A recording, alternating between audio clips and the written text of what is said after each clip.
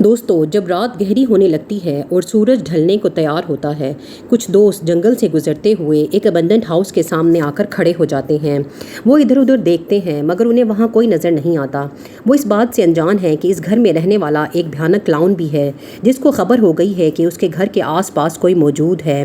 वो हाथ में हथौड़ा लिए तेज़ी से दरवाजे की तरफ दौड़ता है और अचानक बहुत तेज़ी से दरवाज़ा खुलने की आवाज़ आती है, जिससे ये बच्चे खौफजदा होकर जंगल की तरफ दौड़ लगा देते हैं।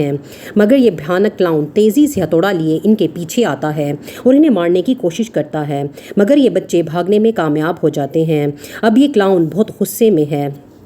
पहले भी ऐसा ही होता है, जो उसके घर के अंदर दाखिल होने की कोशिश करता है वो इस हथौड़े से उन पर वार करता है और उन्हें कैद कर लेता है।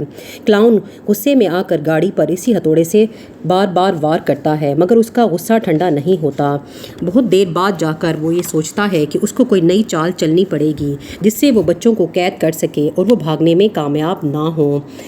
वो हाथ में हथौड़ा लिए एक नई चाल सोचता है। अब उसने कुछ और सोच रखा है। वो चाहता है कि वो पहले बच्चों का एतमाद हासिल करे और उन्हें घर के अंदर मुकम्मल रसाई दे।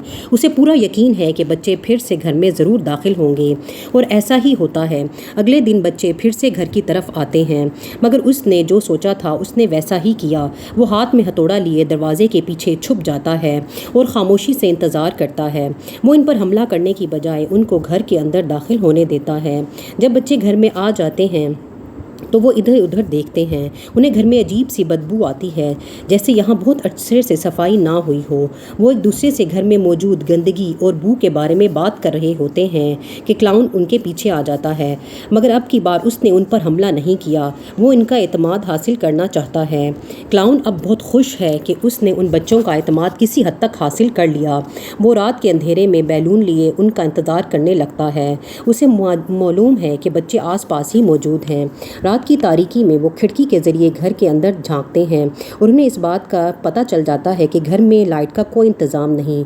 वो टॉर्च लिए खिड़की से अंदर की तरफ झांकते हैं और हर तरफ घर के अंदर अंधेरा ही अंधेरा है। यहाँ रोशनी का कोई इंतज़ाम नहीं।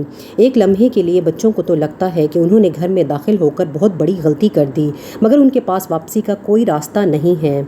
वो इधर उधर देख ही रहे होते हैं और उन्हें कुछ समझ नहीं आती कि वो क्या करें कि अचानक से वो क्लाउन फिर से उनके सामने आ जाता है। दोस्तों, उसके हाथ में वही हथौड़ा है और इसी हथौड़े से वो उन पर हमला करता है। अब की बार उसका वार खाली नहीं गया और उनका एक दोस्त उसकी कैद में आ जाता है, जिसे वो कुर्सी पर बांध देता है। वो उससे उनके साथ मौजूद लड़की के बारे में पूछता है और जंगल में जाकर उस लड़की से मिलता है। वो लड़की की तरफ दोस्ती का हाथ बढ़ाता है, मगर वो उससे दोस्ती से इनकार कर देती है। क्लाउन उसे कहता है कि अगर वो दोस्ती कर लेगी तो बदले में वो क्लाउन उस लड़के को आज़ाद कर देगा। लड़की बैलून तो लेती है, मगर दोस्ती से इनकार कर देती है और वहाँ से चली जाती है। उसका तीसरा दोस्त फिर से एक ट्राई करता है ताकि अपने दोस्त को आज़ाद करा सके। वो घर में जैसे ही दाखिल होता है तो क्लाउन उस पर हमला कर देता है। वो बहुत मुश्किल से वहाँ से भाग जाता है और अपने दोस्त को आज़ाद कराने में नाकाम हो जाता है। लड़के के भागने के बाद क्लाउन शदीद गुस्से में आ जाता है और उस लड़के पर चीखना चिल्लाना शुरू कर देता है और उसे धमकी देता है कि अगर वो लड़का फिर से वहाँ आया तो उसकी जान ले लेगा। और इसी गुस्से में वो उसे बांधना भूल जाता है, जिससे लड़के को वहाँ से भागने का मौका मिल जाता है। अगर